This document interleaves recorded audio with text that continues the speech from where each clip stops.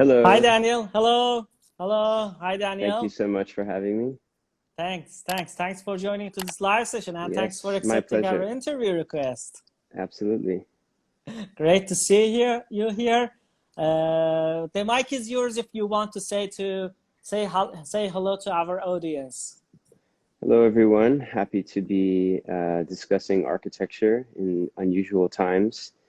Certainly something that the world is going to be revisiting and rethinking in the coming months and years ahead, and something that myself and my team at Snarkitecture have been investigating about, what design and architecture means moving forward. Yeah, awesome. Thank you. So would you please discuss a little bit about yourself and who is Daniel Arsham? What makes Daniel Arsham Daniel Arsham? So, I've always been interested in architecture, and I wanted to study architecture originally, but wasn't accepted into the architecture school, and ended up studying visual art instead. Although a lot of my work always manipulated or intervened within architecture. And early on in my career, there were some opportunities that necessitated a kind of architectural thinking and really an architectural skill set. So I worked with an architect I had gone to school with, Alex Mustonen, to help me realize some of these projects. And Snarkitecture grew out of that initial investigation as a way to expand some of the ideas I was working with in my own art practice into a larger kind of architectural scale. Since then, my work has gone sort of in one direction. And in the beginning, I think there was a much more close link between the aesthetic and kind of ethos within Snarkitecture. But over the 10 years of the practice, it's kind of developed its own language and really its own kind of voice. And there are occasions now where I'm pleasantly surprised that people don't know my involvement in Snarkitecture has its own Right. kind of life. Yeah. Right. So, what is the journey of becoming an artist? Like, was this something like you were planning from your childhood, or because you're rejected from architecture and you turned it to artist? What is the journey? What is the story? I mean, I've always, as I said, been interested in architecture. I studied photography for a long time. My grandfather was kind of an amateur photographer and gave me, a camera when I was quite young. So it was, I would say, intentional to pursue this path. And I ended up studying in a couple different schools that were specializing in design and architecture. In fact, the high school that I went to is called Design and Architecture Senior High School. So very Right. focused in these areas. Yeah. Awesome. So how are you doing and how are you working during this pandemic? Like, is it affected your office and your work style? Like, Yeah, I mean, we closed our studio quite early, in early March. We're located in New York City, so it was a kind of center of things that were right, happening. And in some ways, Snarkitecture has been quite good at working remotely because it's largely computer work anyways. And we host regular meetings with our team and staff. And so many of our projects are well out into the future, stretching to 2021 and beyond, that we're able to kind of continue on those projects. A little bit more challenging on my art studio side because the studio is a place where we produce objects and sculptural work. So some of that has been brought home. And for myself, I've in school, I actually studied painting and right. have gotten kind of away from that over the last 10 years or so. And in the last 2 months, I've really gone back into painting in a kind of a big way and spent a lot of time. I set up a painting studio at my house, and I've been doing that here. Right. Yeah. So, what do you think this pandemic have given the opportunities us to rethink about the things that we were doing? What will be changed in the future, and what kind of like the impact that this pandemic has on the future of art, architecture? What do you think about it? I mean, I think that some of the most, you know, prolific and impactful art over the last, I mean, certainly 100 years has been made in times of crisis or following crisis. So if we think about work that came following World War I, World War II, other sort of, you know, the AIDS crisis globally, I think that there's certainly going to be a period of introspection around what's important. Certainly, you know, in the design and architecture side, you know, a lot of the things that we've focused on in our own work has been about an architecture of experience that requires large groups of people to be present within them. And, you know, what does it mean when you have to redesign spaces for smaller groups of people, how people are navigating these spaces? I think Right. all of those are going to be new questions we're going to have to answer. Right, right. We've got a question from one of our followers. I'm just popping it up here. How do you choose your location to shoot at? And what inspires you to shoot at there? Does he mean like the photography? Photography, filming, for example, the Oh, future right, the relic. Future Relic. Yeah. So this Future Relic film that he's referring to is actually an interesting story. I discovered that there was a amazing Saarinen building that had been abandoned for many years in New Jersey, and this location was the original Bell Laboratories, where, you know, lasers and all of these kind of fantastic inventions were created.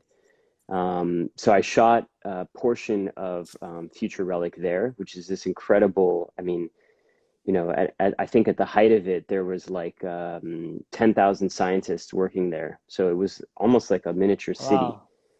Right. And, you know, architecture has always found its way into my work in general. And it's I think as a designer or as an artist, even the design of the museums and the spaces in which I've shown my work, I'm considering those. Right, right. So what is the story behind Future Relic? How it came to life? Mm.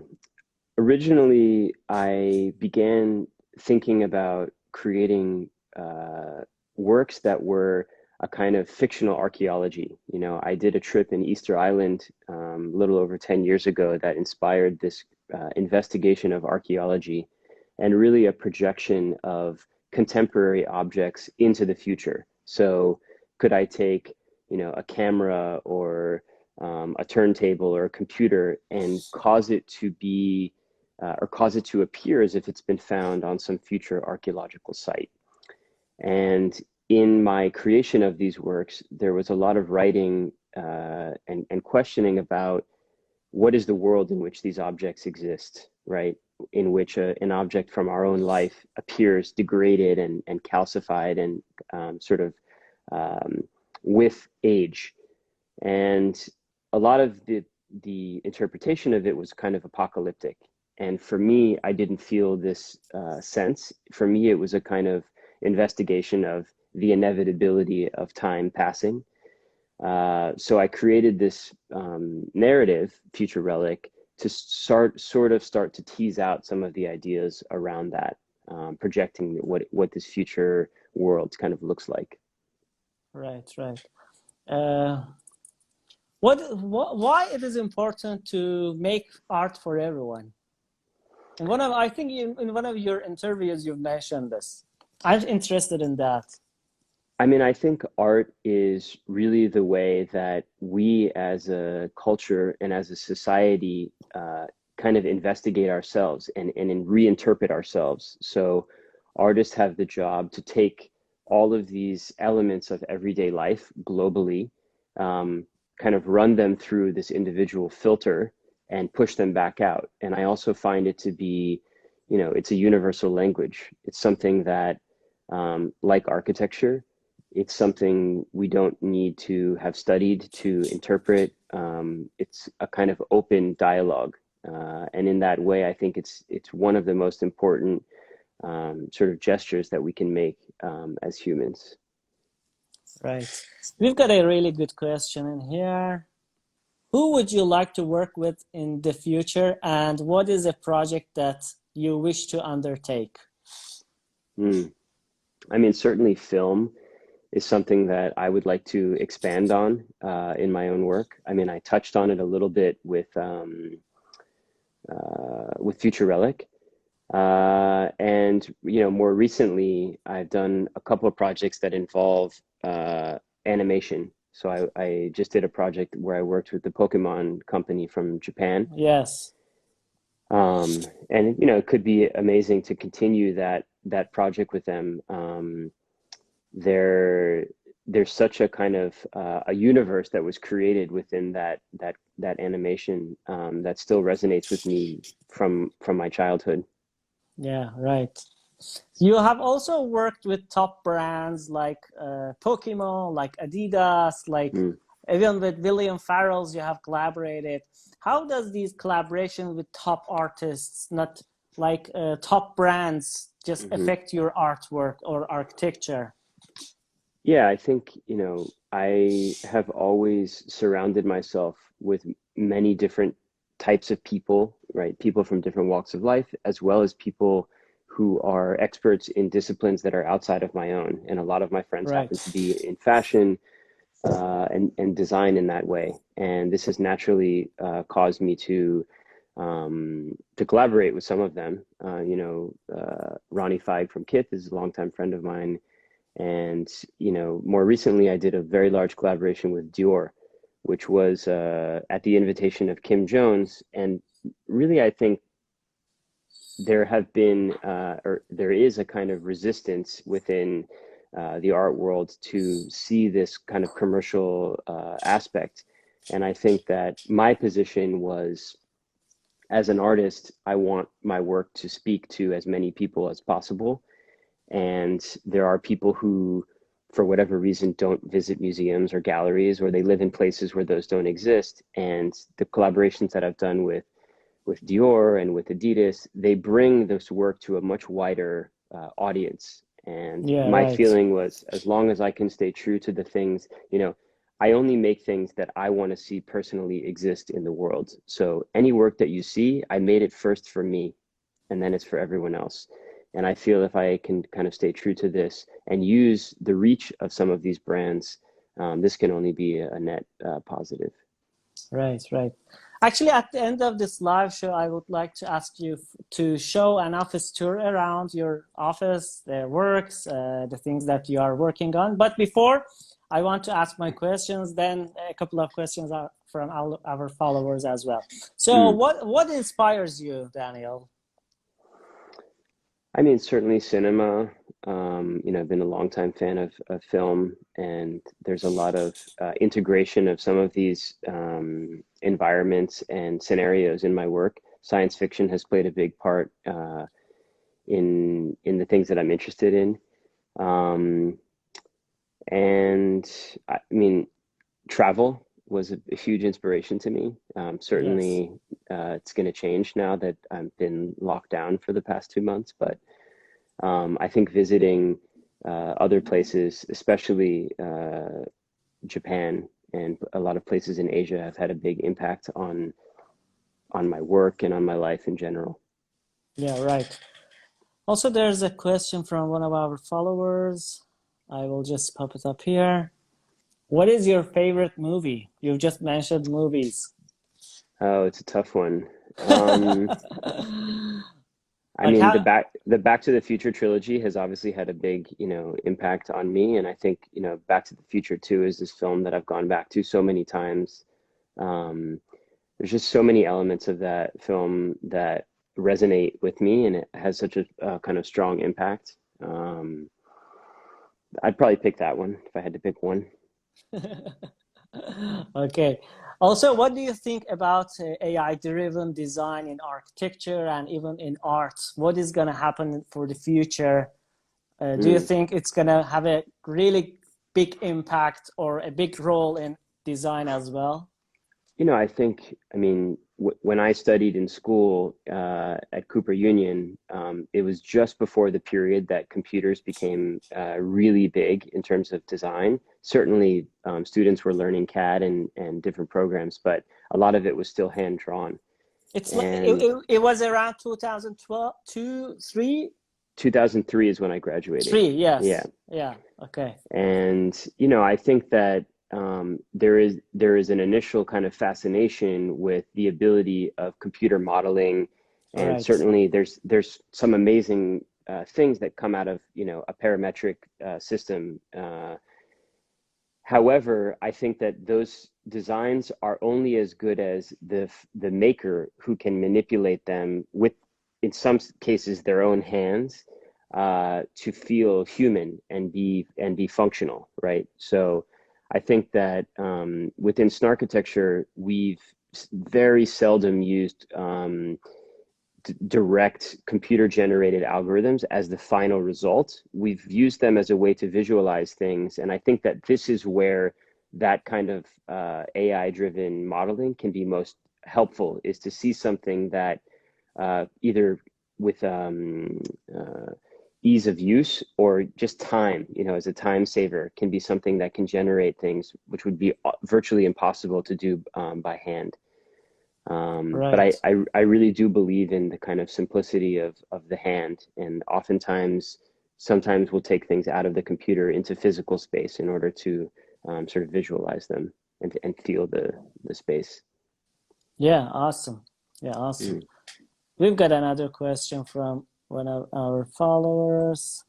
There we go. Do you think school qualifications are more useful than talent in the real world? So I'm a big believer in undergraduate education. Um, I didn't go to graduate school, and my general thinking is that it's less useful than going out in the world and actually having some real experience. Um, I think, I think it's Werner Herzog who said this, but walking by foot from Moscow to Paris would be more of an education than going to graduate school. And I think this is an Good idea. quote. This is an idea about real life experience, and even working. I did a number of internships following school and worked under other people to kind of gain real life experience, and I think this is super important. Yeah. Yeah. Awesome. I mean, yeah, there are, I think uh, school also just limits talents as well. And it's Mhm. just not a reliable source to believe that, yeah, someone is good in art or not. Actually, I believe art is not teachable, actually. It's just, you can just find it Yeah. from your instincts, from your inside, and what you like, and in your own style. Yes, So I would agree. exactly, yeah. So I will ask another questions from one of our followers. Have you ever thought of making your sculptures in other materials? So there's a huge range of materials within my work that have developed slowly, and part of the issue around this is, when I first started making these cast objects, I was intending to use non-traditional casting materials like volcanic ash and certain types of crystal, and the purpose for this was the idea that the material of the thing could tell you as much about the content, right, of the Right, object as just the visual quality of it being degraded. However, volcanic ash and crystal, there's no real technique for casting those. So I had to sort of develop this. And the evolution of material in my work runs hand in hand with trial and error and failure, right? So the first time that I cast the volcanic ash, it didn't work, and I had to try other methods. And I a good friend of mine is an art conservator who restores paintings from the Renaissance and forward. And I spoke with her a lot about material properties and things that want to react and issues that I was having within the casting process. So she's helped me Right. sort of figure out what materials will work and which will not. Awesome. Great. Yeah. Would you like to show us around in your office So and a couple I'm of your works? yeah, I'll just show you around. I'm actually in my living room because my wife is using the office for another meeting, but this is a really great Austin Lee painting Right. here. And maybe I'll turn around. I don't know if I can reverse this. Yeah, here we go. This is Yeah. this Snarkitecture bear brick project, that we did, which it looks like it has this kind of eroded hole into it, but actually it's just totally flat there. Wow. Right. Um, Awesome. Over here, this incredible, this is actually not my work. It's a work of Mark Quinn, the British artist, and it's a bonsai, but it's been cast in bronze completely. It looks So we're inside. brilliant. This lamp here is a more recent piece that actually I showed at Design Miami, and my kids' toys everywhere around. But this used this wood used an interesting process where we put together plywood, set it on an angle, right? Yeah, it doesn't look like wood. Yeah, I mean, it doesn't look like Yeah. ply, but it Yeah. enabled, this pattern was all because we rotated the plywood on an angle before it was milled.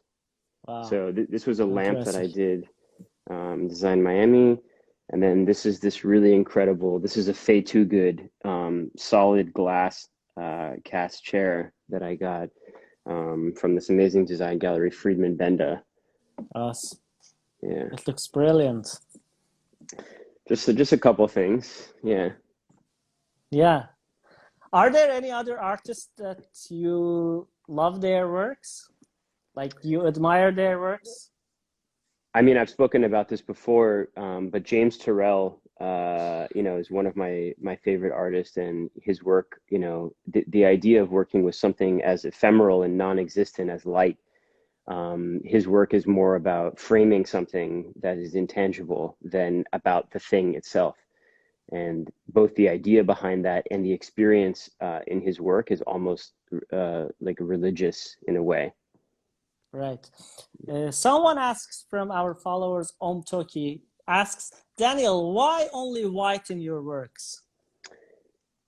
So even though there's a lot of color around me right now, I'm actually pretty severely colorblind.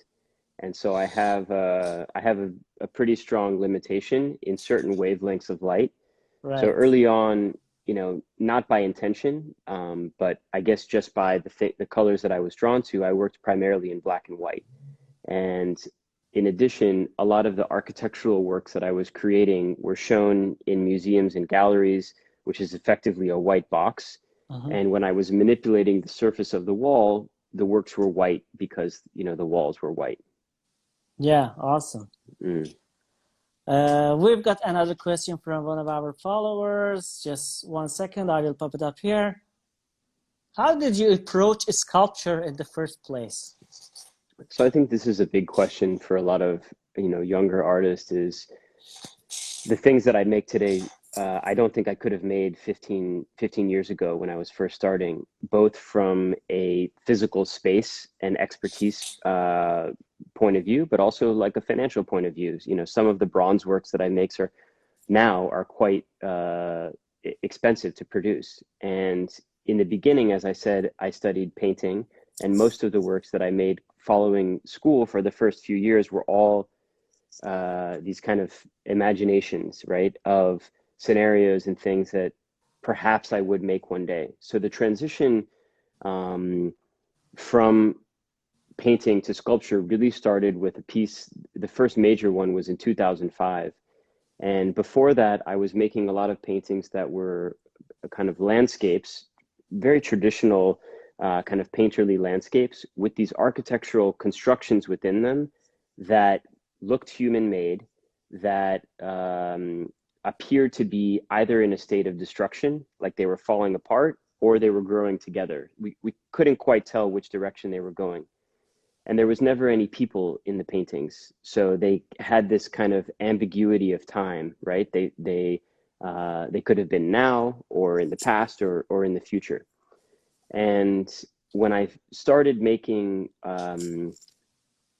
physical sculptural works, there was an inverse scenario where instead of having a kind of natural scenario with architecture within it, I had an architectural universe with natural formations kind of coming back into it. So imagine a wall that was eroding like a glacier, or a column of a building that looked kind of like a stalactite in a cave. Wow. So there were these kind of opposing ideas that sort of did work quite well hand in hand. Yeah. How do you see the future of sculpture? In my own work, you mean, or in general? In general, in your own work? I mean, I think certainly, there's been some interesting things happening more recently about how to experience sculptural work through a tiny little screen, that we're all looking at all the time. Right. And I think, AR and VR certainly have a big potential. Do you have anything in mind to create something with AR VR? A couple of years ago, it's ironic because I actually just found the filter this morning, but a couple of years ago, I did a project with Snapchat. This was kind of very early days. I think it was like 2016 or 17, in which you could place one of my sculptures in, a space and scale it and rotate it. Somebody, if you watch my stories now, I posted the AR link in Snapchat. I don't know if it still works, but effectively it was a way to place a sculpture in a physical space without the thing being actually there. And I think that there's some interesting possibilities. I think it can get a bit gimmicky quite quickly. It needs to be connected to something in the real world is where it can get really interesting. Or as something that's connected to a future physical experience. Right, that's right. So one of our followers asked, would you please show us around about other places in your office? But you said it's not possible right now, right? Well, my wife is in my office, but maybe I'll just walk outside real quick to show you a little bit of the garden. The house that I live in is a 1969 Norman Jaffe house. And so this is the Japanese garden. Wow, brilliant. Outside. Were you continuing, or may I ask anything other? Yeah, go for it. Another question? Yes. Okay. So there's a question from one of our followers. Is there any relationship with real time and architecture? I think one of the things that we've tried to pay a lot of attention to with Snarkitecture, as well as my own exhibitions, is the way that we experience time through space, right? So an architect can control the way that people move through a space by changing the rhythm of the stairs or the depth of the stairs, or things like placing walls in certain areas. And it makes me think, I did a large exhibition in Shanghai in China last year, and there was a series of walls that went through a space with a cutout in the middle of all of them. So when you entered the show, you could see from the front of the show almost all the way to the back, but the walls in plan were offset, so you couldn't walk straight through. You had to kind of walk around all of them. Around walls. And it did a couple things. One is it delayed the pacing of people moving through the show.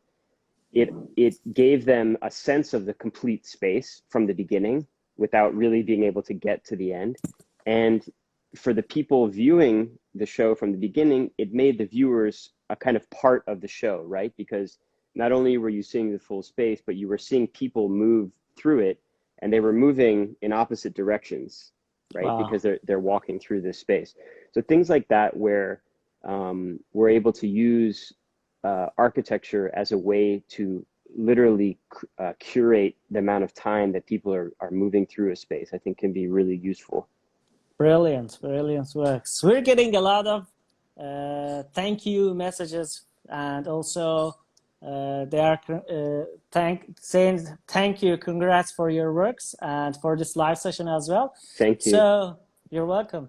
As closer, do you have any suggestions, advice for young artists, young architects, students, young professionals in general? What kind of advice would you like to share with them? I mean, I think there can be a sense for a lot of people that at a certain point in your career, you might reach a kind of equilibrium where everything, you don't have to struggle anymore and things are like easy and you're just kind of coasting. That point never really exists, right? I'm working as hard as I was in the beginning of my career today. And there's really no, it might feel like when you look at certain artists or architects that there's a kind of overnight success, like all of a sudden they're everywhere, you see them constantly. And, I think I was reading a friend of mine, I can't remember who it was, posting about this idea of overnight success. It's like, you don't see the 15 years before that, that all of a sudden they appeared, but they've been working on this thing. So, exactly. Find a way to create a job that makes you never feel like you're working. And, if you continue with doing you for long enough, eventually somebody will find an interest in that as well. Yeah, great. Awesome. Thank you. Yeah, my pleasure. We have a great message from Brazil. I would like just pop it up here. Okay. Hello, Daniel. You have thousands of fans here in Brazil. I follow your work, and I think my congratulations are incredible. I just wanted to say it to you. Yeah. I've had a number of exhibitions in Brazil. I love it there. I did a big project in Sao Paulo in a gallery called Barro. And I guess 2 or 3 years ago, I did a very large exhibition outside in a park that overlooked the famous Sugarloaf Mountain. It was a Japanese-inspired garden. So I have a big fondness for Brazil. Yeah, awesome. Thank you. Yeah. Would you like to get another question? Sure. Have you watched the Blade Runner movie? Of course. Yes. Okay. Another favorite. There we go. What do you think about how future is depicted in Blade Runner? I mean, I think, humanity has always depicted the kind of end of civilization. And we're in this bizarre scenario now where